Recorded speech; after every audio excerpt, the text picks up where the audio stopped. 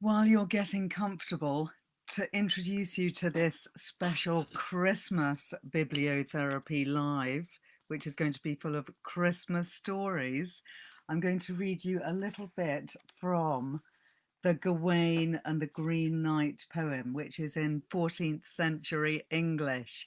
So don't be surprised if you can't understand me, but you will get used to it.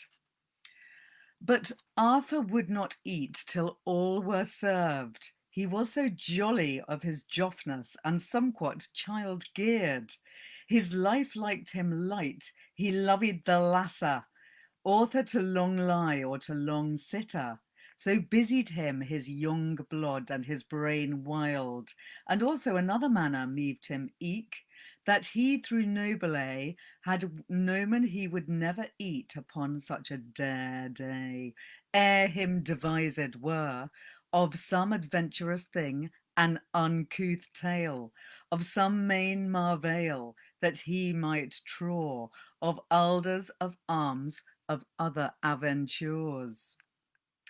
Others some ligger him besought of some sicker knight to join with him in justing, in jeopardy to lay, led life for life, lever ouch on other, as fortune would fulson hom, the fairer to have.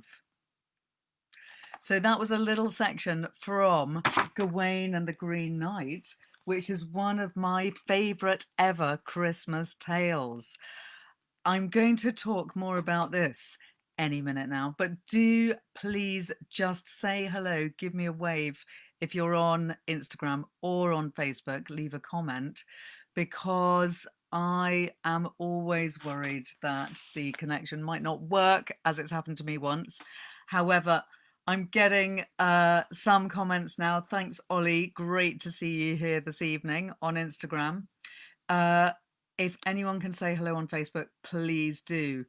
Anyway, I'm going to tell you first about this amazing 14th century poem, which you may not have had the joy and excitement of reading. I must admit, I had to read it when I was studying English literature at Cambridge University back in the day. And it did seem very difficult at first because of the strange language. But I did grow to love this poem. And I've always remembered it and returned to it every Christmas. The story is about a Christmas Eve feast at King Arthur's court, when a strange figure, referred to only as the Greene Knight, pays the court an unexpected visit. He is all dressed in green from head to toe, and he is very, very tall, absolutely enormous and rather terrifying. Hi, Sam, great to see you. Hooray, we've got Facebook as well. That's fantastic. So the Green Knight arrives in King Arthur's hall, and he makes a challenge to King Arthur that he will be beheaded by whoever is brave enough to offer his neck to him. The Green Knight calls this a game. He says that he will allow whoever accepts the challenge to strike him with his own axe, and then the challenger will need to wait for exactly a year before he can return the blow. So it's a pretty insane request. The Green Knight says that he can be beheaded, and then in a year's time, he will repay the blow to whoever is brave enough. Of course, Arthur, being the king that he is, immediately feels that he should be the one to make the blow, but then that would mean that a year later he would be beheaded. So when Arthur rises to the challenge and gets his axe, Sir Gawayne leaps into the breach and picks up the axe himself, and in one deadly blow cuts off the knight's head. But the knight doesn't die. He picks up his own head, which is green with green hair, and to the amazement of the court, he gets back up onto his horse and rides away, having reiterated through his head, which is disconnected from his body, that a year from now, Gawayne must come back and offer him his own neck. Now, I'm just going to read you a bit more of this amazing, beautiful, and incredibly atmospheric poem because it's got some of the most beautiful language I've ever heard in it. Maybe, I must admit, it could be part of the appeal is that it is medieval language. It was written in the 14th century, and nobody knows a lot about the Gawayne poet. He is known only for writing these 4 poems, which are called Pearl, Cleanness, Patience, and Sir Gawayne and the Greene Knight. Nobody really knows who he is. He came from Cheshire. Everything is inferred from what he's written, but he is a bit of a mystery man. I'm going to read you a little bit more about when the Greene Knight appears in King Arthur's court. And all graved in green this gome and his weeds, a straight coat full straight that steck on his sides, a mere mantle aboff, mengst within, with blither blunner full bright, and his hod both, that was luffed from his locks and laid on his shoulders. We're talking about his hair here, his green hair, which was thrown back from his shoulders, locked from his locks and laid on his shoulders. Him well-hailed hose of that same green, that spennet on his spalier and clean spurs, under a bright gold, upon silk borders barred full rich, and skulls under shanks there the shalk rides, and all his vesture verily was clean verdure, bright green. Both the bars of his belt and other blithe stones that were richly railed in his array clean, about himself and his saddle, upon silk works, that were to talk or to tell of trifles, the half that were embroidered aboff. So I can't tell you the half of all the trifles embroidered on the Greene Knight's amazing coat. With gay gaudy of green, the gold a imidis, the pendants of his pâture, the proud croppure, his molaines and all the metal, animailed was then, the stirrups that he stood on, that's the stirrups that he stood on, stained of the same, they were green too, and his arsons all after, and his athel skirts, that ever glimmered and glent of all green stones, the folly that he firkers on fin of that like certain, and so on. You get the gist. It's quite difficult to understand, I have to admit, when you're just reading the original 14th century verse, but there are many excellent translations, and lots of them have little explanations next to the verse which help you understand it. And it really is an incredible and very gripping story. So Gawayne he knows that his fate awaits him in a year's time, that he's got to go back and find this Greene Knight, whoever he is, and effectively have his head cut off by the terrifying, immense, and all Greene Knight. Hello, Colleen and Trevor. Great to see you. Hi, Helen and Kate. It's lovely to have lots of you joining me tonight on this special Christmas story evening. And for people that joined in a little bit later, I'm talking about Gawayne and the Greene Knight to start with, starting at the earliest of the stories I know, in the 14th century. So Gawayne has this horrible year waiting for his head to be cut off. And he then has to go forth in search of the Greene Knight. Autumn arrives after the summer. We have some gorgeous descriptions of the seasons passing. And then it's winter. And Gawayne prepares to leave Camelot and find the Greene Knight. He puts on his best armour, mounts his horse, Gringolet, and starts off towards North Wales. For some reason, he knows that's where the Greene Knight probably comes from. Gawayne encounters all sorts of beasts. He suffers hunger and cold and gets more and more desperate as the days pass until Christmas Day, He prays to find the place where he might hear mass. And this is when he sees the castle shimmering in the distance, which is where the Greene Knight lives. I'm going to read you another little bit because I hope you can see how amazing the language is, even if you don't really understand it on the first reading. Mony cliff he overclam in countries strange. Many cliffs he climbed over in strange countries. Fair fluten fro his friends, fremedly he rides. Far removed from his friends, he frenziedly rode. At Ucha water, other water, there the Wye passed. He fonder few him before, but fairly hit were, and that so foul and so fell, that fight him behold. So many marvel by mount there the moon finds, hit were to tore for to tell of the 10th dole. Some while with worms he werres, and with wolves owls, so he fought with dragons and wolves. Some wild with woodwoes that wand in the nars, that's wild beasts, both with bulls and bears and boars, other quail at other times. And attains that him annelade of the high fell, he even fought with giants. I'll skip a bit because it does get quite exhausting reading this 14th century language. Ne'er slain with the sleet, he slipped in his irons, that's his irons, sorry. So near slain with the sleet, near killed with the sleet, he slept in his irons. More nights than enough in naked rockers, more nights than enough in the naked rocks. There as clatterand from the crest, the cold-born Rennes, and hanged hay over his head in hard icicles.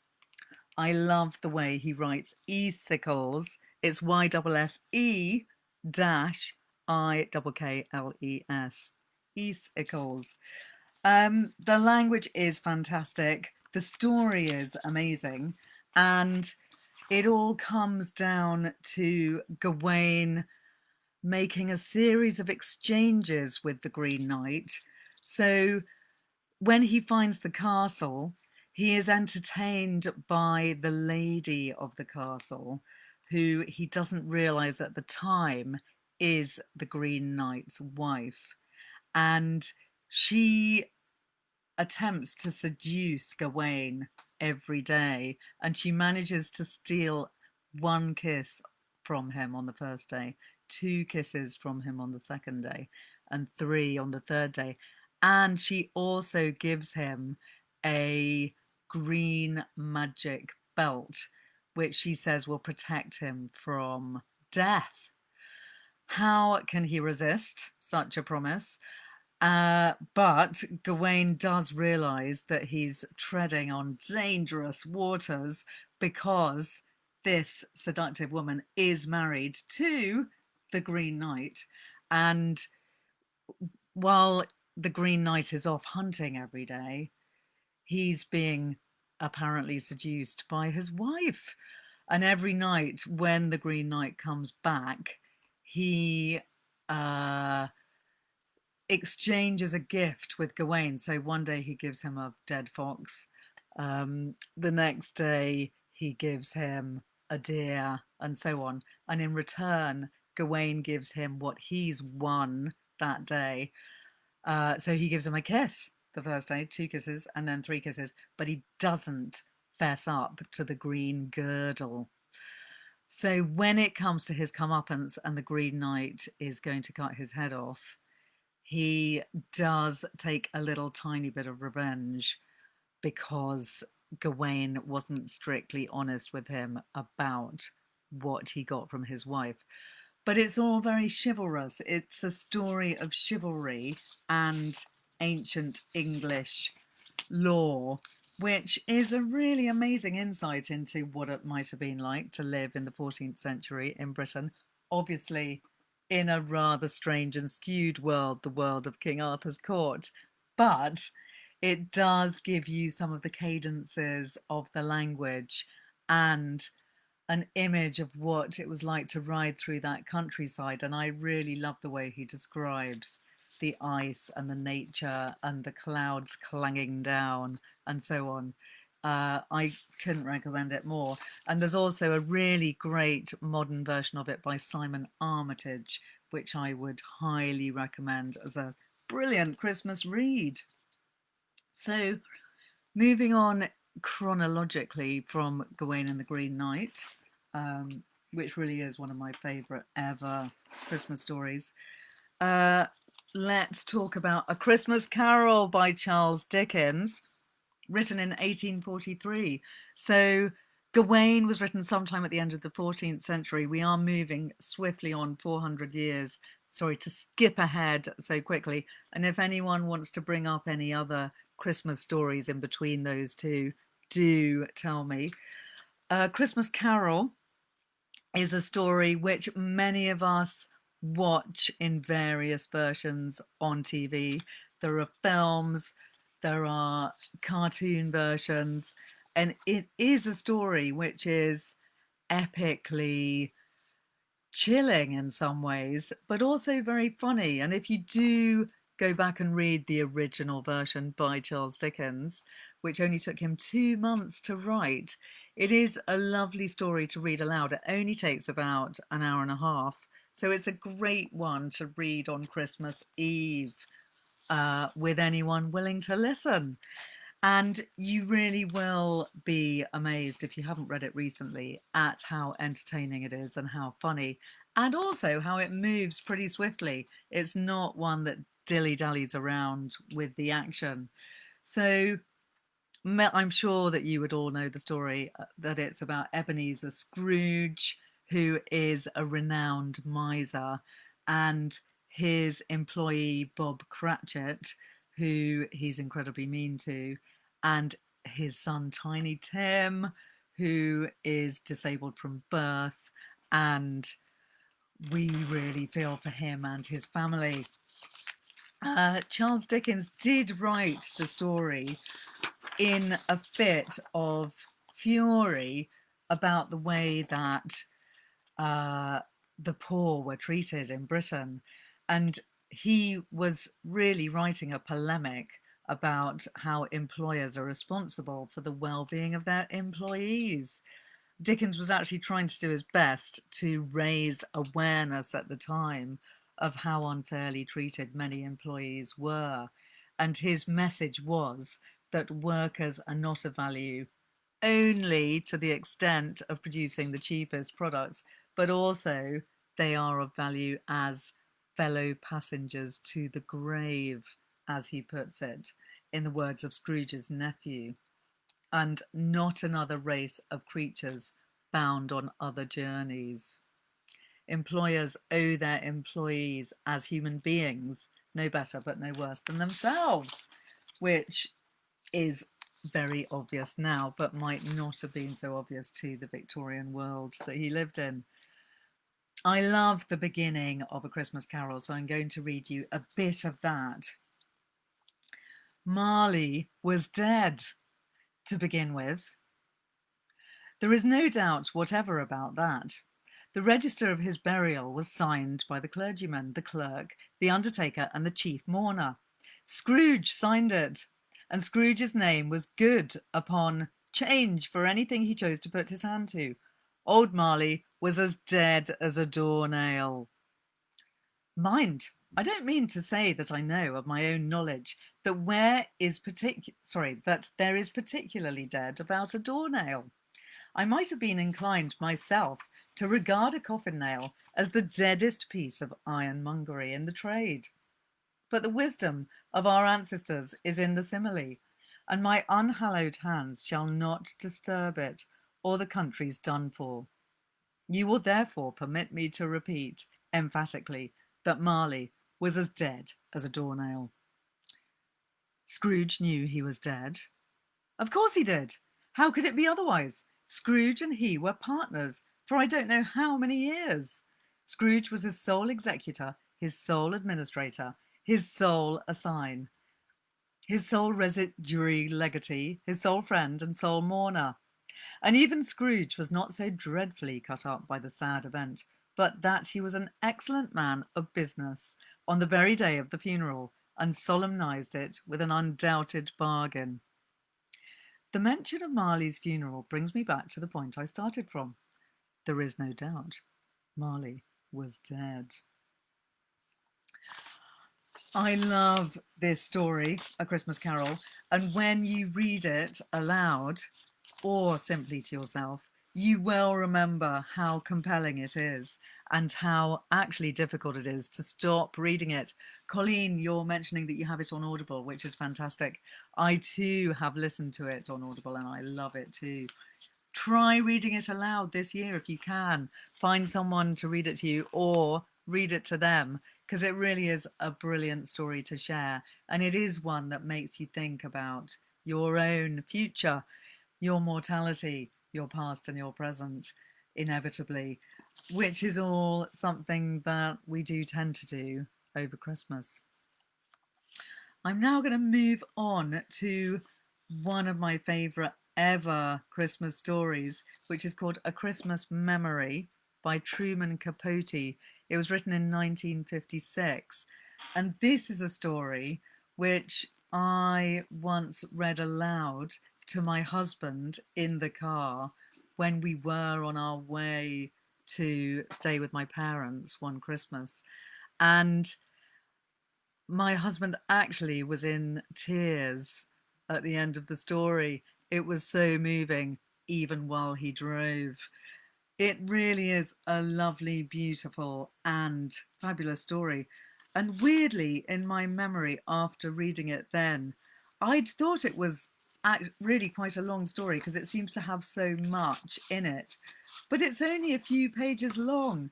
That reading journey that we had seemed an epic one because Truman Capote takes you to a completely different era. It's set in the 1930s. It's very much autobiographical and it was written about his own childhood experience. It's incredibly powerful and very sad because it is about a friendship between himself and a cousin of his who some would say had mental disabilities. Others would say that she was extremely lucid and a rather magical human being. It's up to you to decide when you read the story. It describes a period in the life of the 6 or 7-year-old narrator, who is very much based on Truman Capote, and an elderly woman who's his distant cousin and best friend. The woman in real life was called Nanny Folk, and she was the elder sister of the household where Truman Capote actually did live with his relatives because his parents were rather feckless. And Nanny Sook, as she was known to be developmentally disabled. However, Truman Capote calls her a genius.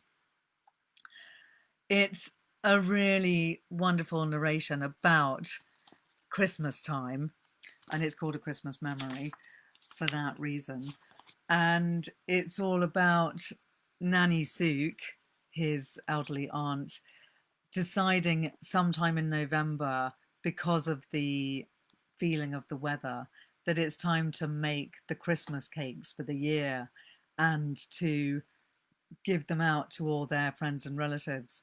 So this elderly lady and the boy in the story start baking all these cakes, and then they go and collect their tree, which they have to go into the woods, down into the depths of a place far away from their house to get.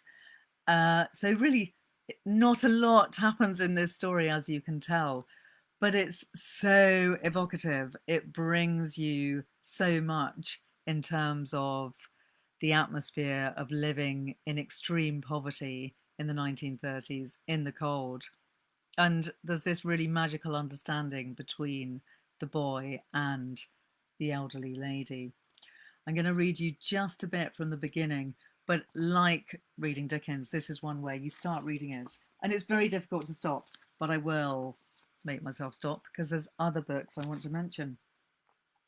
Imagine a morning in late November, a coming of winter morning more than 20 years ago. Consider the kitchen of a spreading old house in a country town. A great black stove is its main feature, but there is also a big round table and a fireplace with 2 rocking chairs placed in front of it. Just today, the fireplace commenced its seasonal roar. A woman with shorn white hair is standing at the kitchen window. She is wearing tennis shoes and a shapeless grey sweater over a summery calico dress. She is small and sprightly like a bantam hen, but due to a long youthful illness, her shoulders are pitifully hunched.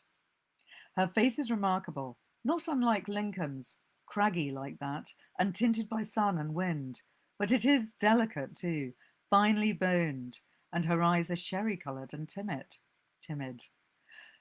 "Oh my!" she exclaims, her breath smoking the window pane. "It's fruitcake weather!" The person to whom she is speaking is myself. I am 7. She is 60-something. We are cousins, very distant ones, and we have lived together, well, as long as I can remember. Other people inhabit the house, relatives, and though they have power over us and frequently make us cry, we are not, on the whole, too much aware of them. We are each other's best friend. She calls me Buddy in memory of a boy who was formerly her best friend. The other Buddy died in the 1880s when she was still a child. She is still a child. "I knew it before I got out of bed," she says, turning away from the window with a purposeful excitement in her eyes. The courthouse bell sounded so cold and clear, and there were no birds singing. They've gone to warmer country. Yes, indeed. Oh, Buddy, stop stuffing biscuit and fetch our buggy. Help me find my hat. We've 30 cakes to bake. That gives you an idea of what a great evocative story it is. And I'm going to read you a tiny bit more so that you get a bit more of a fantastic flavour of this book. One way and another, we do each year accumulate Christmas savings, a fruitcake fund. These monies we keep hidden in an ancient bead purse, under a loose board, under the floor, under a chamber pot, under my friend's bed. The purse is seldom removed from this safe location, except to make a deposit, or, as happens every Saturday, a withdrawal, for on Saturdays I'm allowed 10 cents to go to the picture show. My friend has never been to a picture show, nor does she intend to. I'd rather hear you tell the story, Buddy. That way I can imagine it more. Besides, a person my age shouldn't squander their eyes. When the Lord comes, let me see him clear.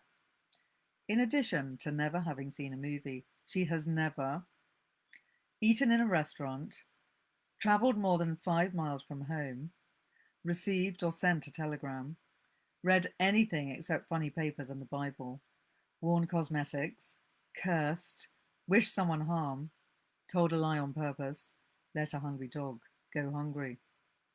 Here are a few things she has done, does do. Killed with a hoe the biggest rattlesnake ever seen in this country, 16 rattles. Dip snuff, secretly. Tame hummingbirds, just try it, till they balance on her finger. Tell ghost stories, we both believe in ghosts. So tingling they chill you in July. Talk to herself, take walks in the rain, grow the prettiest japonicas in town. Know the recipe for every sort of old-time Indian cure, including a magical wart remover. It is a book full of magical references and such a vivid sense of being alive in the 1930s in a very poor place in the middle of the countryside somewhere in America that I really think it's one of the best Christmas stories I've ever read. It is sad. It is about an old lady and a friendship between a young boy, and the boy does have to go off to military school, age 8, which seems horrific. But it's a very poignant, moving and lovely story. And I am a huge fan of Truman Capote. I can't really cope with In Cold Blood, but I do think he's an absolutely fantastic writer, and some of his short stories are some of the best I've ever read. In this same collection, because I do love a short story collection, we have another wonderful Christmas short story. And this one is by Vladimir Nabokov, which was written in 1925. It's called Christmas, and it's another very sad story. Sorry to be giving you the sad ones. There are some happier ones coming, you'll be glad to hear. This one is about a father mourning his son. The hero is clearly a very rich man because he lives in an enormous mansion. He's called Sleptsov, and he has arrived back at home very recently, having buried his son. And it is almost unbearable to read about, but it's a very beautiful story. And I just want to read you the end image because it's so lovely. That we've gathered throughout the story that the boy was in his teens. He'd just had his first love, and he was a butterfly collector who had written in his diary about the last butterflies that he collected. And we've been witnessing the sadness of the father as he walks through the empty halls of his huge mansion. But this is a Christmas story. It's about Christmas Eve, so it does have glimmers of hope. The clock ticked. Frost patterns overlapped on the blue glass of the window. The open notebook shone radiantly on the table. Next to it, the light went through the muslin of the butterfly net and glistened on a corner of the open tin. Sleptsov pressed his eyes shut and had a fleeting sensation that earthly life lay before him, totally bared and comprehensible, and ghastly in its sadness, humiliatingly pointless, sterile, devoid of miracles. At that instant, there was a sudden snap, a thin sound, like that of an overstretched rubber band breaking. Slepstov opened his eyes. The cocoon in the biscuit tin had burst at its tip, and a black, wrinkled creature the size of a mouse was crawling up the wall above the table. It stopped, holding onto the surface with 6 black, furry feet, and started palpitating strangely. It had emerged from the chrysalid because a man, overcome with grief, had transferred a tin box to his warm room, and the warmth had penetrated its taut leaf and silk envelope. It had awaited this moment so long, had collected its strength so wisely, and its strength so tensely, and now, having broken out, it was slowly and miraculously expanding. Gradually, the wrinkled tissues, the velvety fringes unfurled. The fan-pleated veins grew firmer as they filled with air. It became a winged thing, imperceptibly, as a maturing face imperceptibly becomes beautiful. And its wings, still feeble, still moist, kept growing and unfolding, and now they were developed to the limit set for them by God. And there on the wall, instead of a little lump of life, instead of a dark mouse, was a great Atticus moth, like those that fly bird-like around lamps in the Indian dusk. And then those thick black wings with a glazy eye spot on each and a purplish bloom dusting their hooked foretips took a full breath under the impulse of tender, ravishing, almost human happiness. So that was from Christmas by Vladimir Nabokov, which, although essentially a very sad and poignant story about the loss of a son, it's also got an amazing power and a sense of resurrection and new life to it. So I would totally recommend that. And this book, which is a collection of short stories by Everyman, is a really lovely collection with a lot of different stories from Gogol to Nabokov, to Truman Capote, to who else? Evelyn Waugh. That's another of my favourite ones. This is called Bella Fleece Gave a Party, which is an absolutely brilliant short story, which I don't think I'm going to have time to tell you about, but it's about a Christmas party. And it's kind of your worst nightmare of a party in a way, but it is a great story. Thoroughly recommended. Just going to have a little sip of water. I would love to know your own favourite Christmas stories, by the way. Do any of you have some, which I haven't yet mentioned? Do tell me, let me know. Send me a message on Instagram or Facebook or tweet me. Another Christmas story that I must mention, which not everyone knows, is the story that It's a Wonderful Life was based on. It's a Wonderful Life is one of the most successful and brilliant films of all time, which came out in 1946. And it was based on a story called The Greatest Gift, which was written in 1943 by Philip Van Doren Stern. It's quite a short story, and it's the same essential tale as It's a Wonderful Life, about a man who wants to commit suicide, feeling that his life is worthless. He then meets some person on a bridge and tells him he wishes he'd never been born. The person gives him the gift of not having been born, and our hero then goes through his present life, observing what would have happened had he never been born. And of course, he realizes in the end that the greatest gift is actually having been alive and having had an impact on the people around him. So it is a fantastic story, and very much one that you should all read and share. Jenny Colgan has written many fantastic novels, which are great reads, and she's actually clearly someone that loves Christmas. She's written several books based on the Scottish island of Muir, and the frozen setting almost breezes from her pages. She loves to write stories about love and loss and real life. And she wrote a great one called Christmas at the Island Hotel, which is a fantastic one. And she's written at least 3 others, which are all based in the same place. So Jenny Colgan is great for a lovely, positive, light read, which I thoroughly recommend.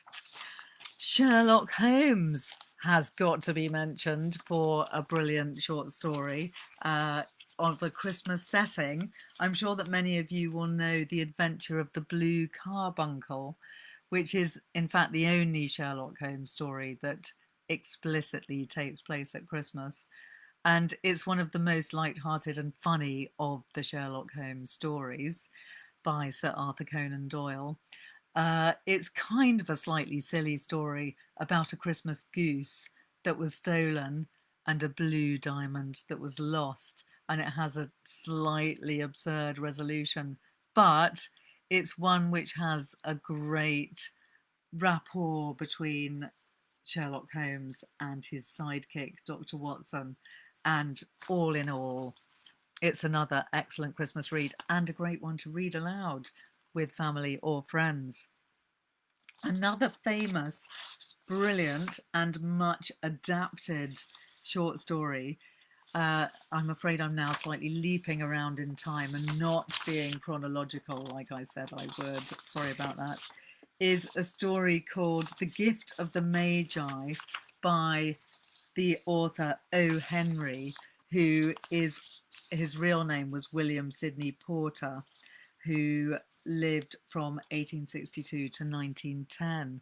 And O. Henry has written some of the greatest short stories ever written.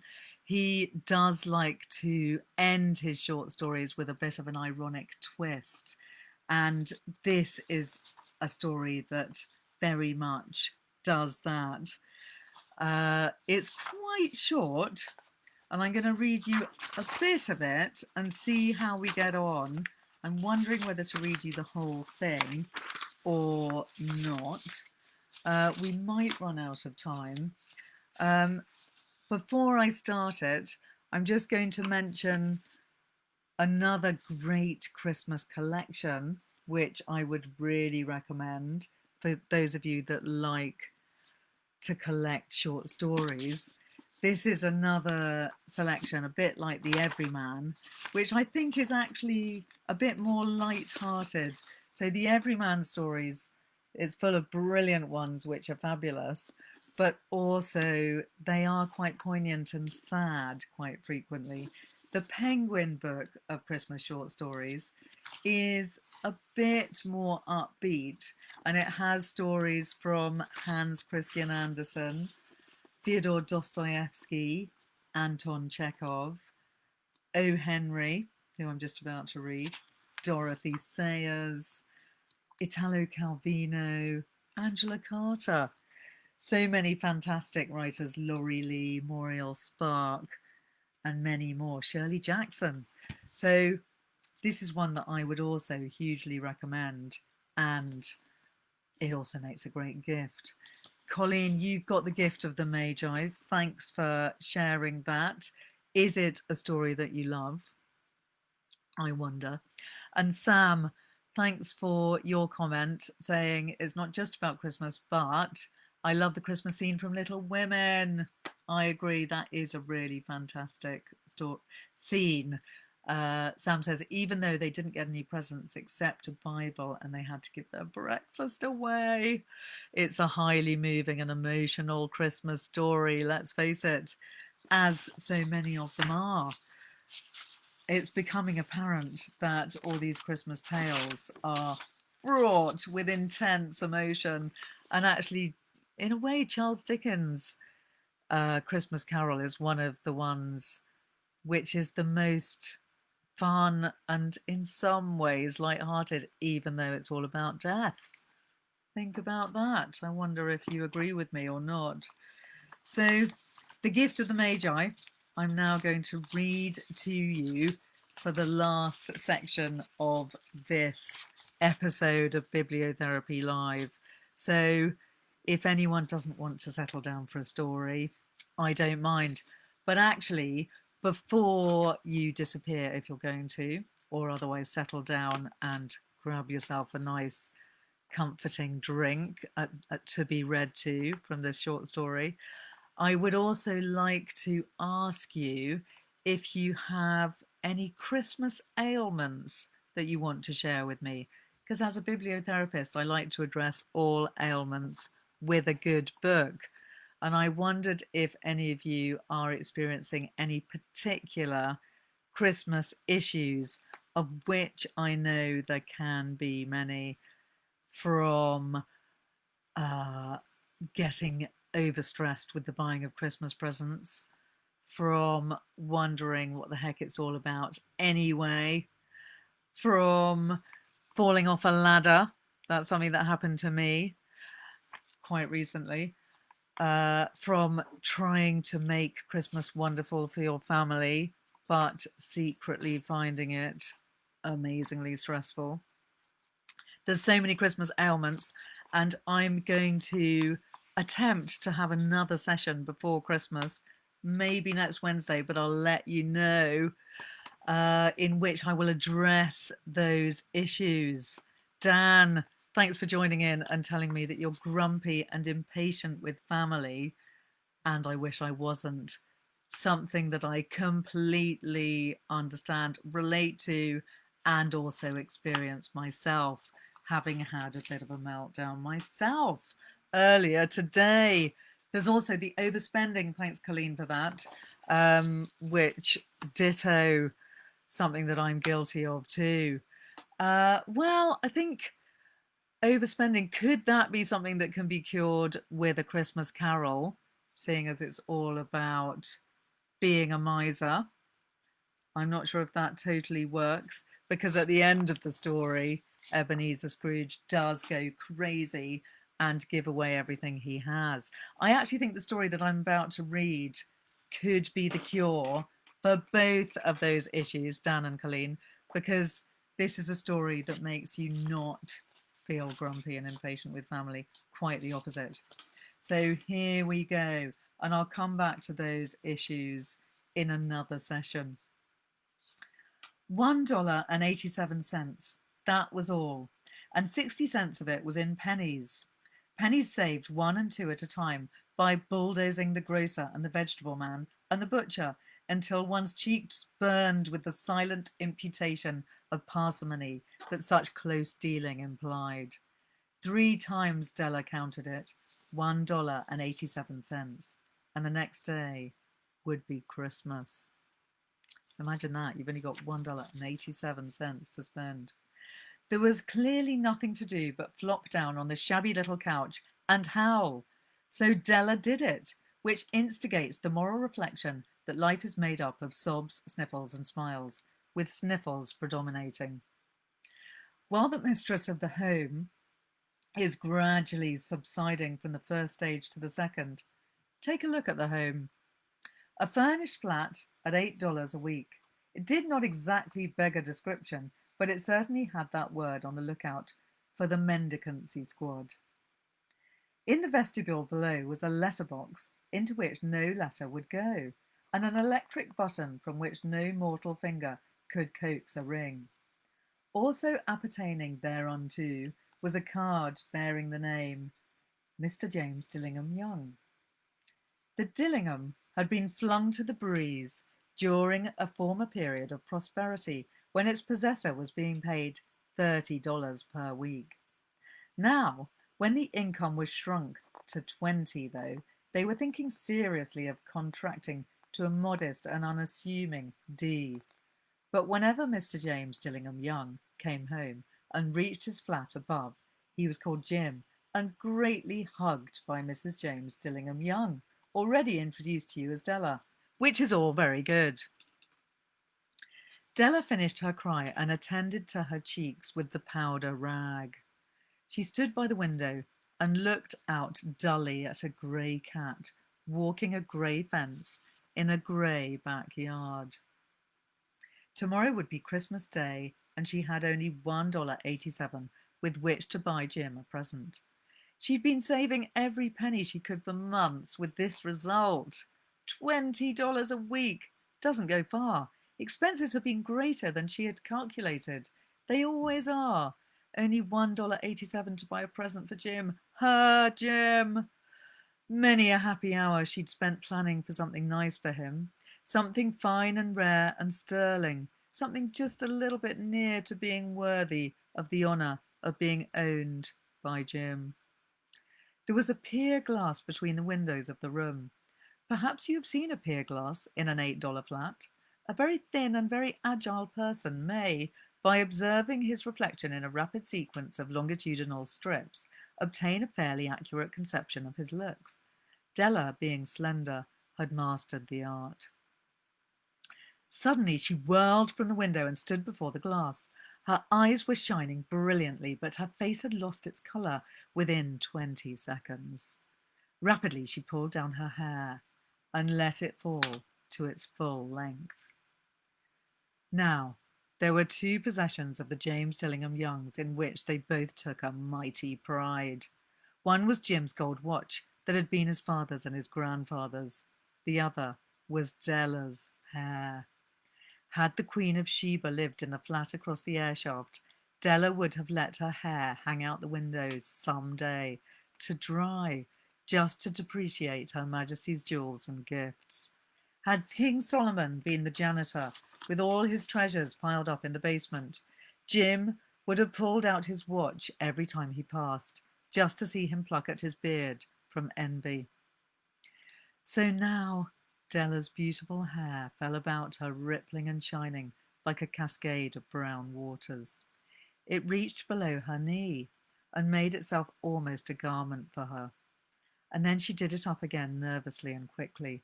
Once she faltered for a minute and stood still while a tear or two splashed on the worn red carpet. On went her old brown jacket. On went her old brown hat. With a whirl of skirts and with the brilliant sparkle still in her eyes, she fluttered out the door and down the stairs to the street. Where she stopped, the sign read, Madame Sofronie, hair, goods of all kinds. One flight up, Della ran and collected herself, panting. Madame, large, too white, chilly, hardly looked the Sofronie. Will you buy my hair? Asked Della. I buy hair, said Madame. Take your hat off and let's have a sight at the looks of it. Sorry, not quite sure what accent she's meant to have there. Slightly strange. Down rippled the brown cascade. $20, said Madame, lifting the mass with a practised hand. Give it to me quick, said Della. Oh, and the next 2 hours tripped by on rosy wings. Forget the hashed metaphor. She was ransacking the stores for Jim's present. She found it at last. It surely had been made for Jim and no one else. There was no other like it in any of the stores, and she had turned all of them inside out.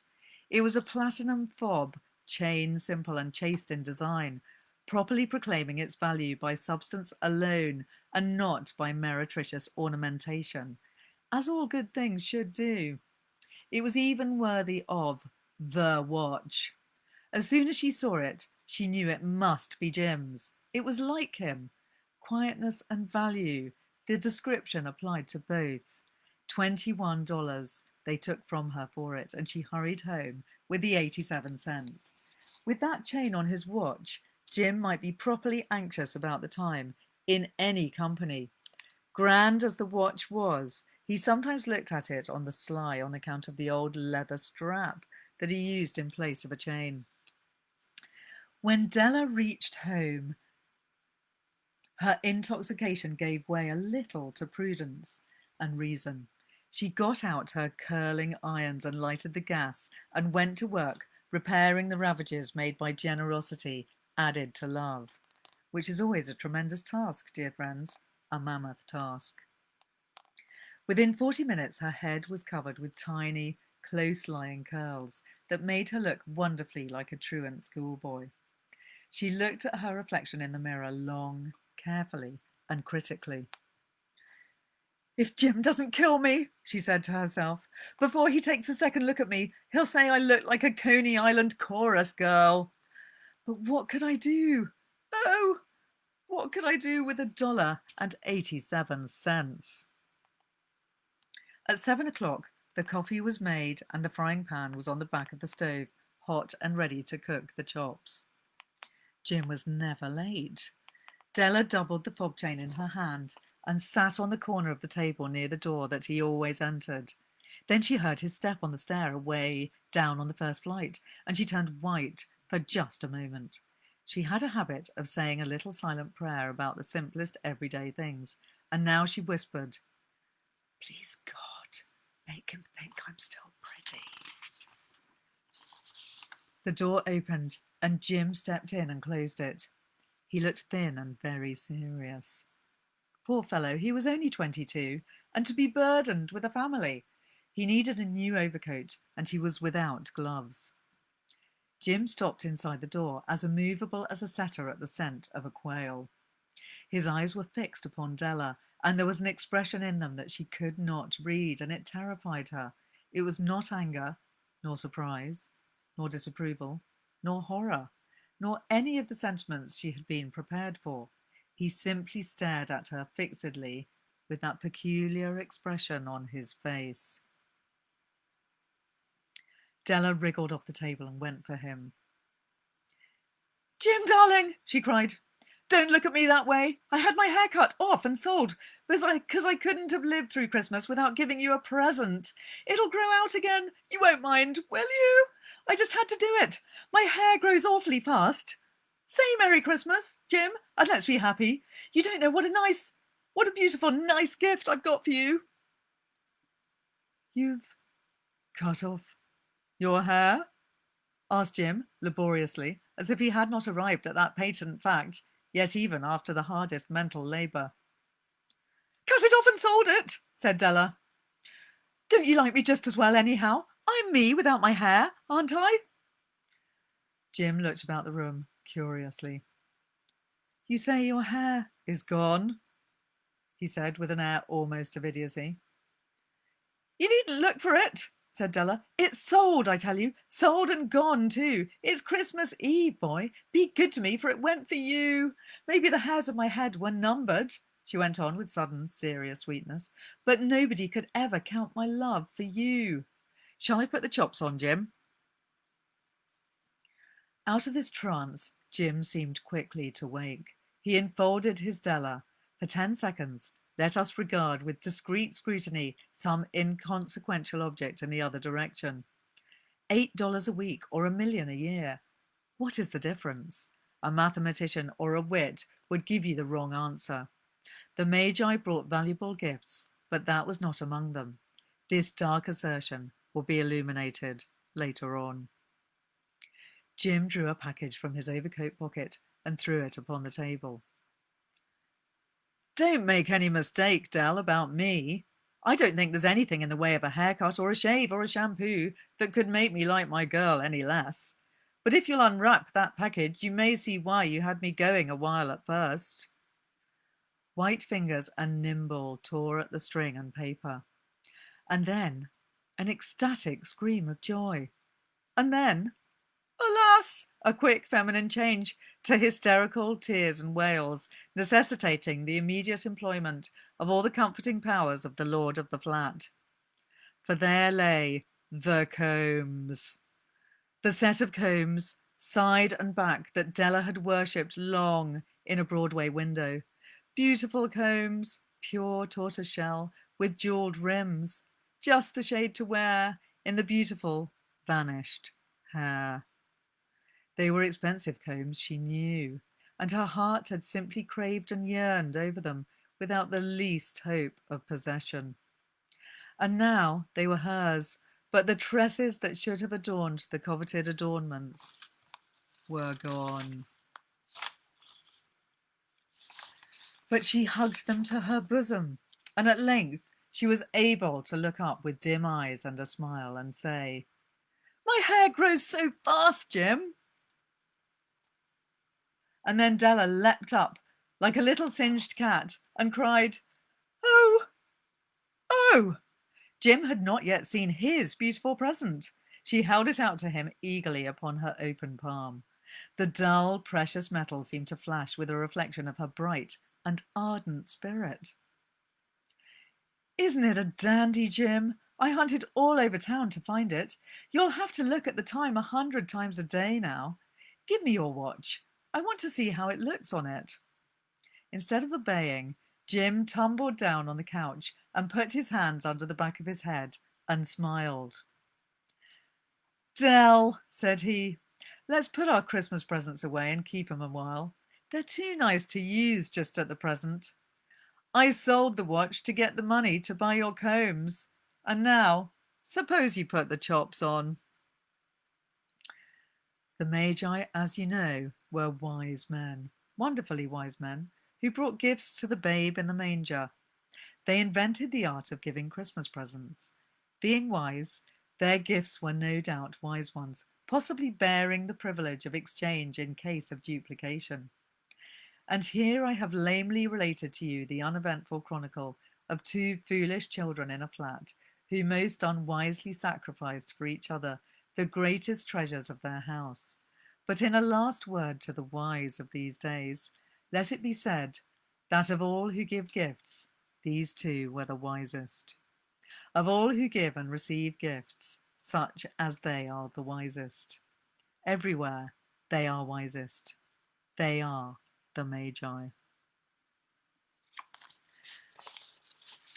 On that very Christmassy note, I will leave you for this week. Dan, thanks for joining me and prompting me to go for it with reading the whole story. It was lovely to share that with you. And I will return, hopefully, before Christmas with a special session, which will probably be quite short, on Christmas ailments and how to deal with them using bibliotherapy. I'll let you know when that's going to be. It could be Monday evening, could be Wednesday evening. So thanks so much for joining me, everyone. Trevor is just mentioning that he has not quite a Christmas story, but one he always reads at this time of year, a turn of the year story, and very beautiful. James Joyce's The Dead. That is a great story. Thanks for that, Trevor, which is a brilliant one. I agree to read at this time of year. And that would be one I'd love to revisit another time. Great to see you. And I hope that everyone is doing well with their Christmas preparations and not getting too stressed with all the Christmas ailments. But do feel free to share any of those Christmas issues with me, and I will attempt to address them with bibliotherapeutic cures. See you soon. Thanks, Ollie. I will post the list of books. And yes, that's great that you're keen to read those stories. I'll put them all up on an Instagram post and on Facebook. Good night. See you soon.